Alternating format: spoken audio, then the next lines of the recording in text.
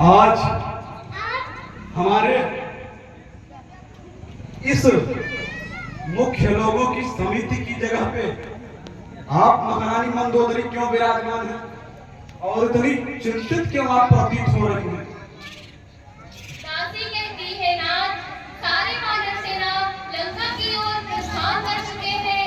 हे नाथ, अब क्या होगा? क्या सारे निशाचर मारे जाएंगे? महारानी,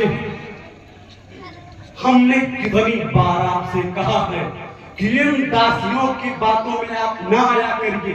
हर वक्त उसी जगह तक, उसी सोच तक और स्तर तक बात करता है जिस स्तर का वो होता है।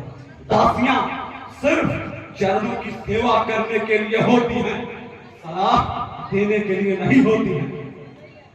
हे नाथ, मैं कायर नहीं हूँ, परंतु बैर उसी से करना अच्छा होता है जिससे अपने कल से जीता जा सके।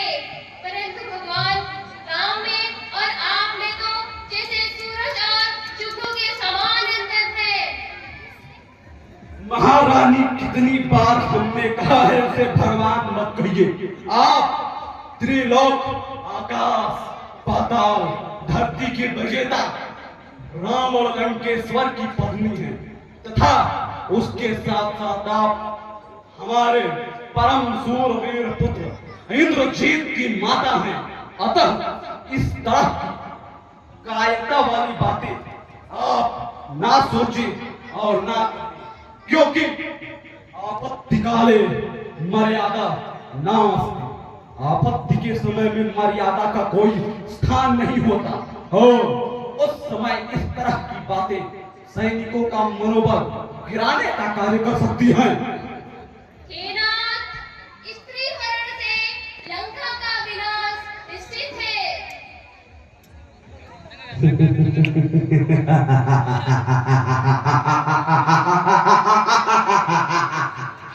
आपके मन में यह भय घर कर चुका है कि यदि सीता ने हमारे प्रेम को स्वीकार कर लिया तो आप एक दासी बन सकती हैं, परंतु आप इसकी चिंता ना करें। कुछ चीजें राजनीति में और कूटनीति में केवल कहीं जाने के लिए होती हैं, करने के लिए नहीं।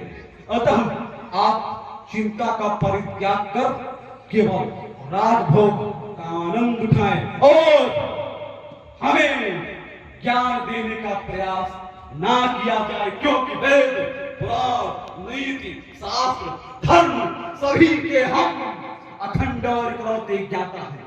अतः रावण से बड़ा पंडित कोई नहीं है। हम खुद समझ सकते हैं क्या करना है क्या नहीं। अब हम चलते हैं, आप महल में आराम करिए और यदि विजयी रहे तो फिर मुलाकात होगी।